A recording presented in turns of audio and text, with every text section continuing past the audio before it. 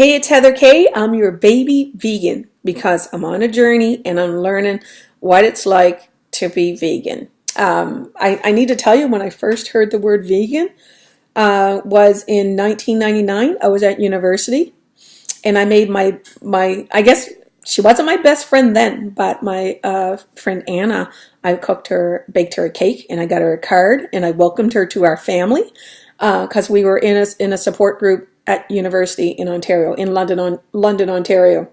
And when Anna looked at me, she looked at the cake, and she had a bite, and she had two mouthfuls, and she says, "Is there egg in this?" I'm like, "Yeah, that's how you make cake. How do you make cake?" And she didn't want to explain to me that she was vegan.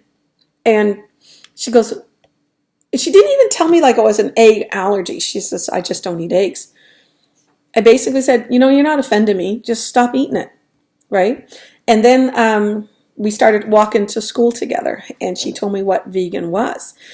She was vegan because her husband had a religion that believed that the egg could have been a relative from reincarnation or something like that.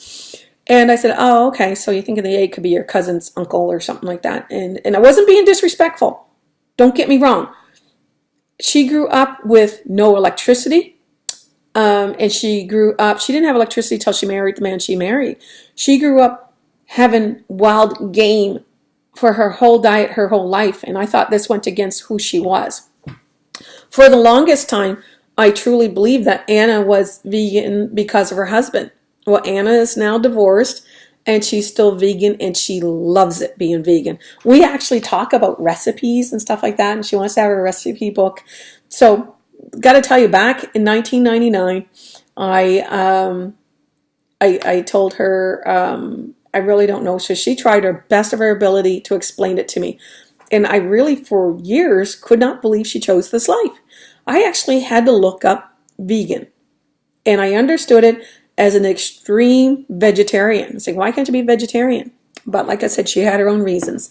So Anna opened my eyes to being vegan. And actually, about, I guess, a year to this day, I called her up and I said, "I think you're finally winning the," not that she was trying to push me into becoming vegan. I said, "I think I'm transitioning to be vegan when I think about my lifestyle that I'm having right now." And she was so happy, and she says, like, it's about time. And I thought, wow, I'm just happier with that choice. So Anna and I remain in close contact. Oh, I got to tell you, I flew to Toronto because I missed her so much. I came to her home, and her husband, this is back when she was together, decided they were going to take me out shopping for supper. I live in the country where there are no stores, and vegan food is not an alternative here. I have to go to the major chains. I have to drive a little further to get it. And so we went to the store, and we were at these specialty stores, and she was looking for a potato called taro. So we went to 2 or 3 stores, and I'm like fascinated by it. I'm like, where am I? I'm like in this strange land. And so we had taro, which is a potato that has like purple veins in it. And when you eat it hot, it's sweet. It's like potato and sugar, but naturally. And then she made me a bread called roti. And the bread, it was delicious. So I'm eating there, and I'm eating their meal, and she made me a curry dish. And when I was at the table, I actually had to stop eating. And I looked at her, and they're like, "What's wrong?" I said, "The food I've had my entire life has been bland. I can't believe that if I tell you about the food I've had, it's been in a black and white and grayscale existence. This food is delicious. I can't believe you eat so well all the time." And so she taught me how to make roti, which my son actually asked me to make today. And this here is, I guess we're at 17 years later. He's asking me, "Could you make some roti?" He loves it. And so I decided to embark on a journey, other cultures, on their food. And what I found was, it's almost like somebody turned on color for me in food. And so I thought, wow, there's an abundance of food there. They're delicious alternatives. You don't have to be harming animals. You don't have to participate in all of, to me, the violence that the slaughterhouse and inhumane treatment of animals is out there. And there's this beautiful world of plant-based food and alternatives out there that's abundant and delicious. So that became my new quest.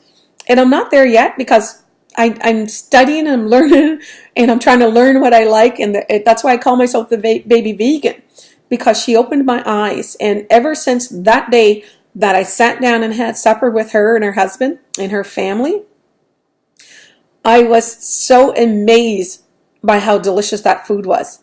I've been chasing that dream ever since.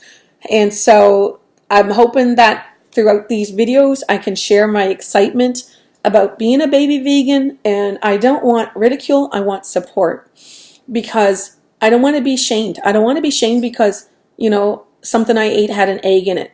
And what I did tell her about that cake when I learned what vegan was, I said, you need to stand up for yourself. As soon as you asked me if there's an egg in it, you should have asked me before you took that first bite. I said, you wouldn't hurt me. I said, I'm like Teflon. I got no feelings. I'm like, you need to stand up for who you are, right? If you don't want to eat eggs, then don't eat them. And you should have said, I'm sorry. Even one thing I found out, if you say it's for religion, or that if you're allergic, if that's what gets you out standing by who you are, you could have told me I'm allergic to eggs, because I couldn't comprehend what she was telling me, but she ate it. And I'm thinking, well, if it goes against who you are, don't do it. So like I said, everybody's on their own journey, and I know the industry is moving towards plant-based products. We actually may live in society where the billions and billions of animals in the meat and dairy, people aren't going to want to eat them anymore. I truly believe that we're at the beginning of something huge. And I know people are going to still want these products, and these products are going to be available, but our world and the abundance of our choices is going to increase exponentially. I see it happening. There are things that happened in my life that I never thought I'd witness in my life that are happening. Sorry. And I'm so glad to be part of, hang on. I got my lip all wet. So I'm so happy to be part of seeing things in my life that I never thought I would see. And the knowledge, I'm glad my eyes are opening to what's happening in these slaughterhouses. And when I talk to my friends, some of them about being vegan, they're like, I don't want to hear it. I don't want to hear it. So you know what? I stopped talking about it. I respect their space. You respect mine, I'm going to respect yours, and I'm just going to tell you about my journey. So press like and subscribe. See you soon.